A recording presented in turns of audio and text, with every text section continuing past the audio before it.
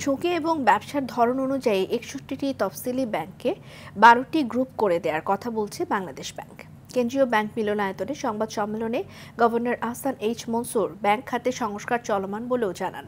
কয়েক বছরের মধ্যে ব্যাংক খাত উন্নত পর্যায়ে পৌঁছবে বলেও আশা করেন কেন্দ্রীয় ব্যাংক গভর্নর।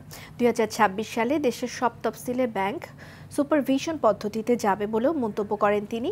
এই জন্য রাজনৈতিক সদিচ্ছার তাগিদ দেন ডক্টর আহসান এইচ মনসুর। রাজনৈতিক অ্যাঙ্গেলে তো সরকার